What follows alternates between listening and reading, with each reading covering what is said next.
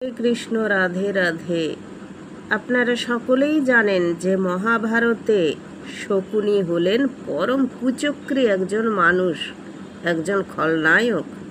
তো এই খলনায়ক শকুনির সম্বন্ধে আপনারা কি সমস্ত কথা জানেন?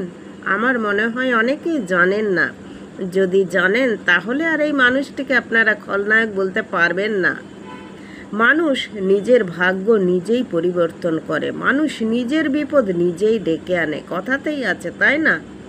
ভগবান তো তাই বলেছেন, তুমি যেমন কর্ম করবে তেমন তোমায় ফল ভোগ করতে হবে। তো কৌরবরা যেমন কর্ম করেছিল তাদের ফল তারা নিজেরাই ভোগ করেছিল। তারা সব সময় পঞ্চপাণ্ডবদের পেছনে লেগে থাকতো, তাদের ক্ষতি করার চেষ্টা করত। আর তাদের এই ক্ষতি করার পিছনে মূলধন দিতেন একমাত্র তাদের মামা শকুনি।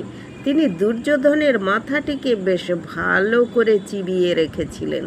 তিনি সবসময় তার ভাগনাকে উস্কিয়ে দিতেন যাতে সে পঞ্চপাণ্ডবদের ক্ষতি করে। এইভাবে তাদের পাপের ঘোড়া যেন ক্রমশ পূর্ণ হয়ে যায়। তো তিনি কেন এরকম কাজ করতেন? তার একমাত্র ভগিনী, তার অতি আতরের ভগিনী গান্ধারী, তার একমাত্র ভগ্নিপতি এত বড় মহারাজ ধৃতরাষ্ট্র, তার ভাগনাদের কেন তিনি এরকমভাবে ক্ষতি করতে চাইলেন জানেন কি আপনারা? তাহলে শুনুন। গান্ধার নরেশ সুবলের পুত্র ছিল শকুনি, কন্যা ছিল গান্ধারী। গান্ধারী পরম রূপময়ী সুন্দরী। তো যখন ধৃতরাষ্ট্রের জন্য পাত্রীর অন্বেষণ চলছে তখন কেউ খবর দিল মহামহিম ভীষ্মকে যে গান্ধারে খুব সুন্দর এক পরমা সুন্দরী আছে, আপনি তার সাথে আপনার ভ্রাতুষ্পুত্রের বিবাহ দিতে পারেন। তখন মহামহিম ভীষ্ম নিজে গিয়েছিলেন গান্ধারে। গান্ধার একটা ছোট্ট রাজ্য। তো তিনি তখন গান্ধার নরেশ সুবলকে বলেছিলেন তার ভ্রাতুষ্পুত্রের সাথে তার কন্যার বিবাহের জন্য। তিনি রাজি হয়ে গিয়েছিলেন। মহামহিম ভীষ্ম জানিয়েছিলেন যে তার ভ্রাতুষ্পুত্র কিন্তু জন্মান্ধ, চোখে দেখতে পান না। এই কথা জানার পর কি করবেন তারা কি বিরোধিতা করতে পারবেন? তাদের ছোট রাজ্য হস্তিনাপুর অনেক বড় রাজ্য, আর সেখানে মহামহিম ভীষ্মের মতো একজন মানুষ আছেন যার অস্ত্র চালনা, অস্ত্র ক্ষমতা অপরিসীম, তার ধারে কাছে কেউ পৌঁছাতেই পারবে না। কি করবেন?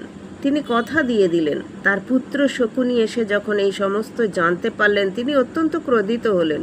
তিনি পিতাকে বললেন তার একমাত্র এত সুন্দরী ভাগ্নির বিবাহ তিনি ওই অন্ধ রাজার সাথে কিছুতেই দেবেন না, এ হতেই পারে না। কিন্তু তার পিতা বললেন এছাড়া কোনো উপায় নেই পুত্র, আমাদের ধনে প্রাণে শেষ করে দেবে ওরা। তারপর যথাসময়ে তাদের বিবাহ হয়ে গেল। বেশ ভালো বিবাহ হয়ে গেল, মেনেই নিলেন। গান্ধারী নিজের চোখে পটি বেঁধে নিলেন। তার স্বামী চোখে দেখতে পায় না, তিনিও চোখে দেখবেন না, এই জগৎকে তিনি আর দেখবেন না। তিনি চোখে পটি বেঁধে নিলেন। বিবাহের শুরু থেকেই তাদের জীবনে ঘন অন্ধকার নেমে এলো। শকুনির একটা একটা করে কষ্ট চোখের সামনে ভেসে উঠল। বেশ চলছিল, তাও ভালো।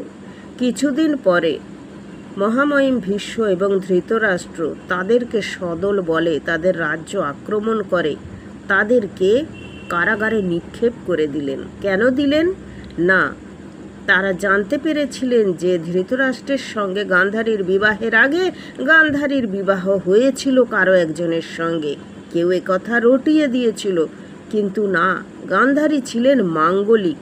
মাঙ্গলিক কন্যার সাথে কোনো মানুষের বিবাহ হলে সেই বর মারা যাবে। সেই কারণে তার সঙ্গে হয় কোনো বৃক্ষ, হয় কোনো পশু পাখি, কেউ দেবতার সঙ্গেও বিবাহ দেয়। তো তারা বিবাহ দিয়েছিলেন গান্ধারীর সঙ্গে একটি ছাগলের, এবং ছাগলটিকে তারা হত্যাও করেছিলেন। এই খবর তারা জানতেন না, তারা ভেবেছিলেন কোনো মানুষের সঙ্গেই বিবাহ হয়েছিল।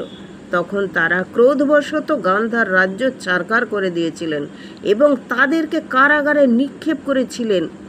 গান্ধার নরেশ সুবল শকুনি তাদের আরও বাড়িতে যত সদস্য সংখ্যা ছিল সবাইকে কারাগারে রাখা হতো। একজনের খাবার দেওয়া হতো। সেখানে যতজন মানুষ ছিল তারা একদিন একদিন করে মারা যেতে লাগলো। একটু করে খাবার খেয়ে কেউ বেঁচে থাকতে পারবে না। সবাই তখন মিলে পরামর্শ করলেন, আমরা একমাত্র শকুনিকে বাঁচিয়ে রাখবো আমরা না খেয়ে। শকুনি, তুমি কিন্তু এর প্রতিশোধ নেবে। তার পিতা তাকে অনুরোধ করলেন, আদেশ করলেন, বললেন, আমরা প্রত্যেকে না খেয়ে মারা যাব। আমরা এভাবে বেঁচে থাকতে চাই না, আমরা শুধু তোমাকে বাঁচিয়ে রাখতে চাই, তুমি যাতে এর প্রতিশোধ নিতে পারো। তো শকুনিও মর্মে মর্মে ঘাত পেয়ে তিনিও প্রতিশোধের স্পৃহায় জ্বলে পুড়ে উঠছিলেন। একদিন তার পিতা অশক্ত হয়ে গেছেন, তার বয়স হয়ে গিয়েছিল, শরীরে নানাবিধ রোগ প্রবেশ করেছে, দীর্ঘদিন না খেয়ে খেয়ে তিনি আর নড়াচড়া করার কোনো ক্ষমতা নেই। তাও তিনি উঠে দেয়াল ধরে দাঁড়িয়ে তার পুত্রকে বললেন, তুমি একবার আমার কাছে এসো, তোমাকে একটি উপহার দেব আমি, মৃত্যুর সময় তুমি এই উপহারটি নিয়ে রেখো।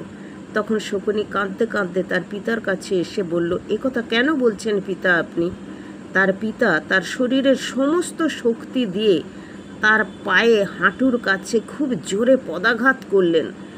চিৎকার করে উঠলেন শকুনি, তার পায়ের হাড় ভেঙে গেল। বললেন, পিতা আপনি এ কী করলেন? আপনি আমার পা ভেঙে দিলেন, আমি তো যন্ত্রণায় কাতর হচ্ছি। তার পিতা বললেন, তুমি যখন এখান থেকে মুক্ত হয়ে বাইরে যাবে তখন তুমি আবার সুখের জীবন শুরু করে দেবে। তোমার এই কষ্টের জীবন মনে থাকবে না, প্রতিশোধ নেবার কথাও মনে থাকবে না।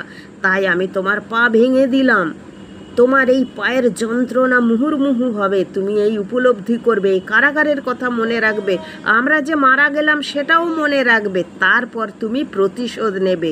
এই বলে তার পিতা মারা গেলেন এবং বলে গেলেন, আমি যখন মারা যাব আমার হাড় দিয়ে তুমি পাশা তৈরি করবে, সেই পাশা দিয়ে তুমি পাশা খেলে লোকের সর্বনাশ করবে, কৌরবদের সর্বনাশ করবে। তো সেই শকুনি তার পিতার হাড় দিয়েই পাশা তৈরি করেছিলেন এবং সেই পাশা খেলে তিনি পাণ্ডবদের সর্বশান্ত করেছিলেন, দ্রৌপদীকেও সেখান থেকে কেড়ে নিয়েছিলেন এবং তার ভাগনাদের উৎসাহিত করেছিলেন অধর্ম করার জন্য। কেমন লাগলো আপনাদের?